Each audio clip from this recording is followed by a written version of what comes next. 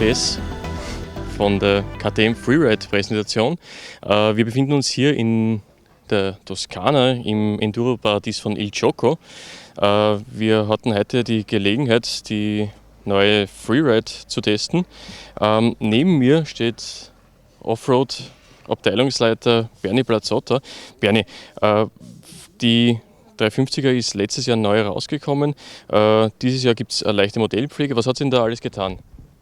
Ja, also wir haben hauptsächlich versucht, dass wir die Bremsen verbessern. Wir haben jetzt mehr oder weniger die gleichen Bremsen von der Technologie wie die Brembo auf die EXC.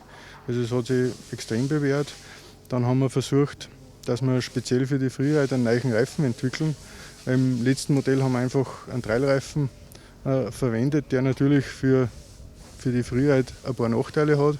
Jetzt haben wir einen Trailreifen entwickelt, also einen trailähnlichen Reifen, der gleich aufgebaut ist, gleiche Gummimischung hat, aber ein bisschen einen weiteren Stoppeabstand und ein bisschen einen höheren Stoppe. Das haben wir am Vorderrand gemacht und auch am Hintern. Und das, glaube ich, ist einer von den Riesenvorteilen, was man natürlich auch auf die alte draufbauen kann. Des Weiteren haben wir jetzt ein Getriebe, das ein bisschen kürzer gestuft ist, die ersten 5 Gänge, und einen 6. Overdrive. Also wir haben Feedback gehabt, dass sie gern ein bisschen einen längeren 6. Gang gehabt hätten. Und auch ein Tacho, wo die ganzen Kontrolllampen jetzt integriert haben. Also er ist deutlich kleiner und kompakter, ein bisschen mehr zusammengerammt. Und auch schön übersichtlich, wenn man sich davon überzeugen hätte können.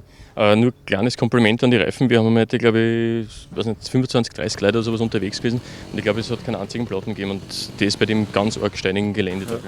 Ja, normalerweise, also bei der Offroad-Präsentation haben wir relativ oft Schlauch tauschen müssen, und so wie es heute war, ist ja kein einziger mit einem Platten heimgekommen. Okay, gut. Spannen wir die Leute nicht länger auf die Folter. 350er gibt es aber Neuigkeiten, komplett neu, ist aber das Motorrad, das wir da herüben sehen. Die Freeride 250.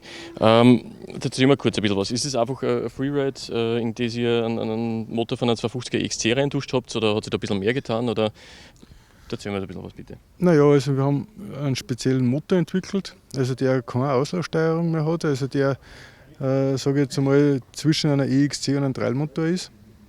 Von der Charakteristik, aber die Vorteile von einem Dreimotor bieten soll. Dann haben wir einen Kickstarter wegreduziert, dadurch haben wir 1 Kilo Gewicht gespart. Eben durch die ganze Steuerung in Summe haben wir 2 Kilo Gewicht gespart. Wir haben einen neuen Elektrostarter implementiert, der ein bisschen höher dreht, damit es ihm schön anspringt. Dann Auspuffsystem, das speziell für einen, sage ich mal, unteren Drehzahlbereich bis mittleren Drehzahlbereich die gewünschte Leistung bringt, weil wir haben ihm gesagt, ja, wir brauchen keinen Zweitakter, der dann über 10.000 dreht oder 12.000.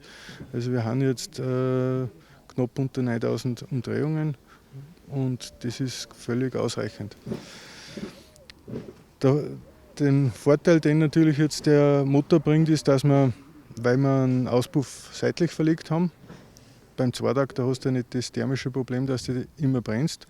Hast natürlich beim Zweitakter jetzt die Möglichkeit gehabt, dass du den Rahmen unten deutlich nach oben ziehst, und dadurch haben wir 6 cm mehr Bodenfreiheit, was speziell für so ein Gelände oder also wo viele Steine haben oder über einen Baum drüber ein Riesenvorteil ist.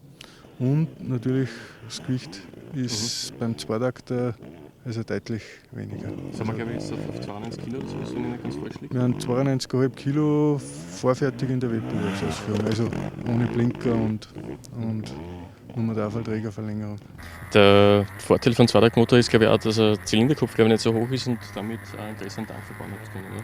Genau, also das sind, also auf der einen Seite ist die Höhe vom Zylinder und Zylinderkopf, und auf der anderen Seite die Position vom Drosselklappenkörper. Beim Viertakter ist relativ hoch, der Vergaser ist ziemlich weit unten, dadurch kann man den Tank deutlich weiter nach unten ziehen. Was auf der einen Seite für das Tankvolumen positiv war, aber auch für Luftfiltergröße. Also der Luftfilter, die Patron ist ungefähr doppelt so groß oder doppelt so lang wie der vom Viertakter. Barney, darf ich fragen, wann kommen die zwei Geräte jetzt auf den Markt? Also produziert sind jetzt die Zweitakter, das die Vorserie waren, und im September wird Serie produziert. Also die werden produziert und ausgeliefert. Ab September sollen sie beim Händler stehen.